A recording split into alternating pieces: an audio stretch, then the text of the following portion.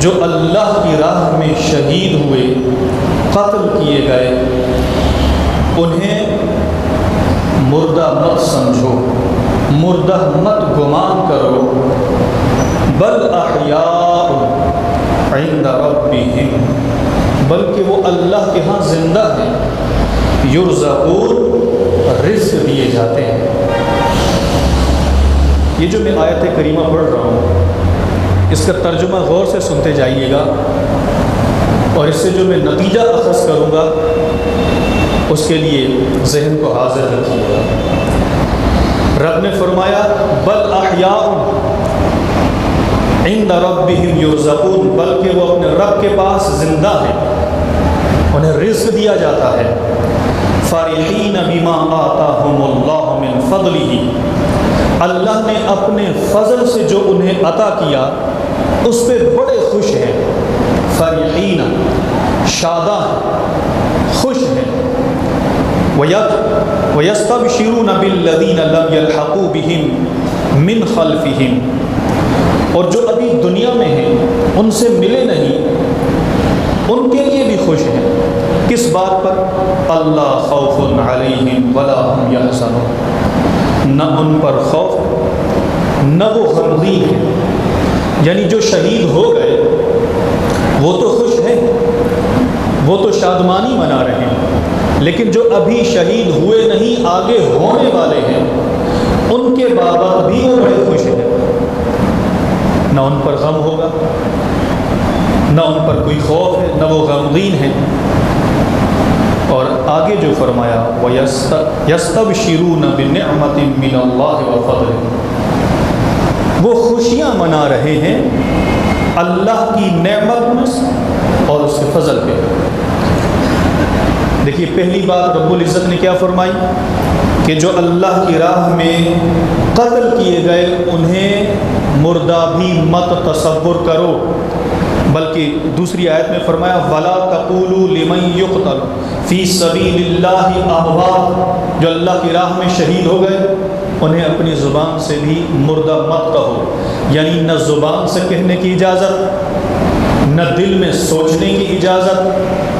تو جب نہ دل و دماغ میں شہید کو مردہ سوچنے کی اجازت اللہ نے دی، اور نہ اپنی زبان سے شہید کو مردہ کہنے کی اجازت دی، تو پھر عمل سے شہید کو مردہ کہنے کی یا مردہ سمجھنے کی کیسے اجازت دی جا سکتی ہے؟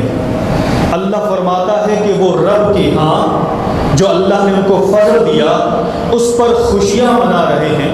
آگے فرمایا نہ ان پر کوئی غم ہے، نہ ان پر کوئی خوف، نہ ان پر کوئی غم، اور دنیا میں آج ان کے جناب غم میں چھریاں ماری جا رہی ہیں، وہ تو اللہ کی بارگاہ میں خوشیاں منا رہے ہیں، اور اللہ نے ان کو ہر طرح سے مردہ کہنے سے منع فرما دیا۔ تو بتائیے اگر ان کے غم میں کوئی ہائے ہو کرتا پھرے، سینہ کوبی کرتا پھرے، کوئی چھریاں لگاتا پھرے، تو یہ عمل سے تو ان کو مردہ ثابت کر رہے ہیں۔ ایسا ہے یا نہیں؟ اللہ تو سوچنے سے بھی منع فرما رہا ہے، رب تو ان کو زبان سے مردہ کہنے سے منع فرمائے، تو نہ قول سے انہیں مردہ کہا جا سکتا ہے، نہ اپنے عمل سے انہیں مردہ کہا جا سکتا ہے۔ تو پھر یہ حضرات جو آج کل پورے ملک کو انہوں نے یرغمال بنا دیا، اپنے عمل سے ثابت کر رہے ہیں کہ نعوذ باللہ وہ مردہ ہو گئے، وہ دنیا سے چلے گئے، ان کا غم منایا جائے۔ ایسا کیوں؟ رب تو فرماتے ہیں وہ فرمایا یستبشرون، وہ خوشیاں منا رہے ہیں۔ تو شہید اللہ کے ہاں خوش ہیں، فرحین، شادمان ہیں، ان پر نہ کوئی خوف نہ کوئی غم ہے، تو پھر یہاں دنیا میں ان کا کس لیے غم منایا جائے؟ ہاں اتفاق سے اگر جدائی کا خیال آتے بندہ غمگین ہو جائے وہ ایک الگ بات ہے، کیونکہ وہ اہتماماً غم نہیں کیا گیا، لیکن جس طرح کا ماحول آج شہداء کے لیے اپنایا گیا یا ماحول بنایا جا رہا ہے، اس کی اجازت نہیں۔ اللہ قرآن میں تو فرمائے کہ انہیں تصور بھی مت کرو کہ وہ مردہ ہیں، اور یہ اپنے عمل سے اپنی زبان سے ان کو ثابت کر رہے ہیں کہ نعوذ باللہ وہ مردہ ہو گئے، اس لیے غم منایا جا رہا ہے۔ تو اس آیت کریمہ سے یہ صاف ہو جاتا ہے شہید اللہ کے ہاں زندہ ہیں۔ یہ آیت کریمہ بنیادی طور پر غزوہ احد میں شہید ہونے والوں کے لیے نازل ہوئی تھی۔ میرا موضوع آج یہی ہے، ایک تو یہ کہ جو ظلماً دنیا میں شہید ہوئے ان کا دنیا پر اثر گہرا پڑتا ہے، ان کی شہادت کا دنیا والوں پر بڑا گہرا اثر پڑتا ہے۔ تفسیر خازن میں ایک مقام پر لکھتے ہیں، قیلہ سے کھول لے کر آتے ہیں، سورہ روم کی آیت نمبر 41، آیت ظہر الفساد فی البر والبحر کے تحت لکھتے ہیں صاحب خازن کہ جب قابیل نے اپنے بھائی حابیل کو قتل کیا تھا تو اس سے پہلے دنیا کا نقشہ کچھ اور تھا۔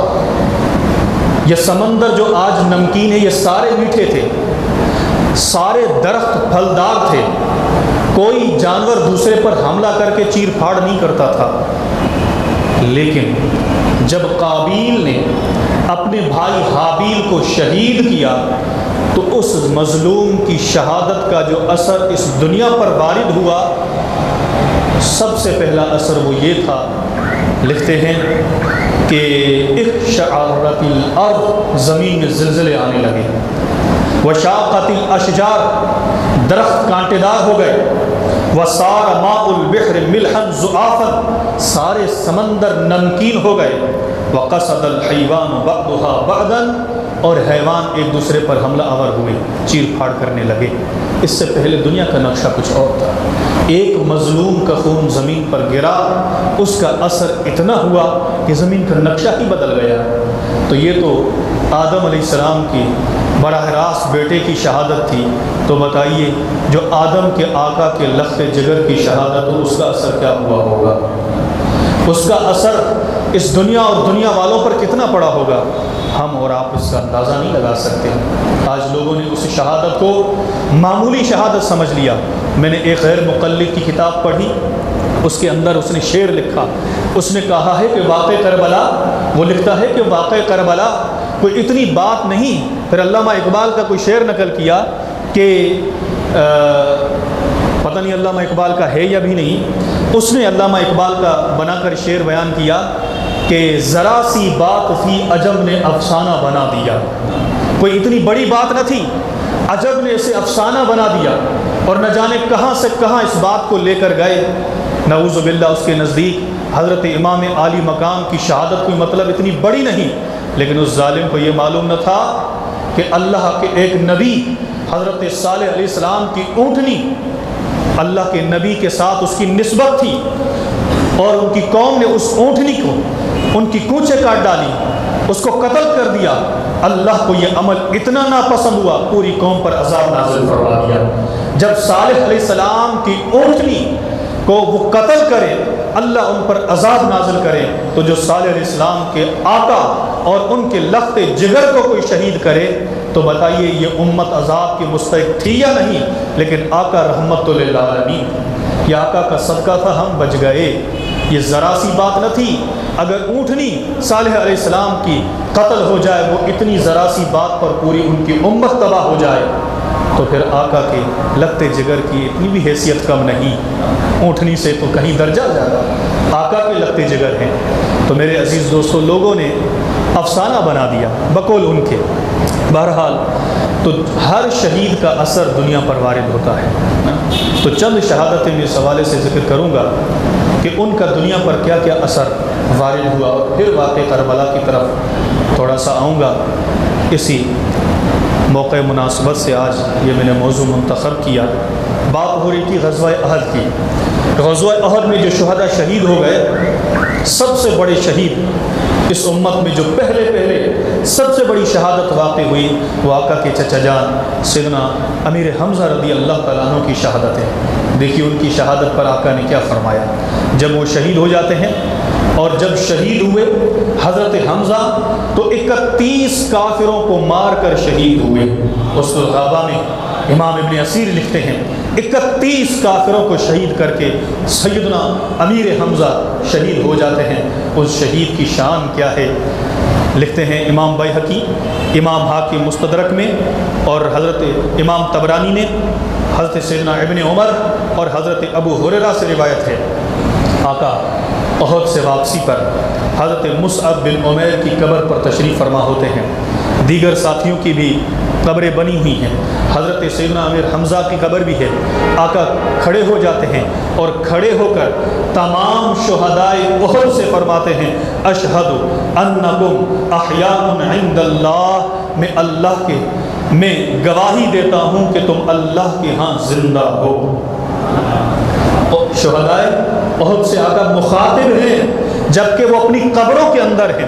حضرت حمزہ قبر کے اندر ہے، حضرت مصعب بن عمیر قبر کے اندر ہیں، لیکن ان اہل قبور سے مخاطب ہیں کہ میں گواہی دیتا ہوں کہ تم اللہ کے ہاں زندہ ہو۔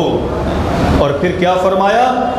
اب جو ساتھ میں تھے آقا کے ان سے فرمایا فزورہم وسلموا علیہم، ان کی زیارت کیا کرو، ان پر آ کر سلام کیا کرو۔ کیوں؟ آقا فرماتے ہیں فوالذی نفسی بیدہ لا یسلم علیہم احد الا رد علیہ الی یوم القیامہ۔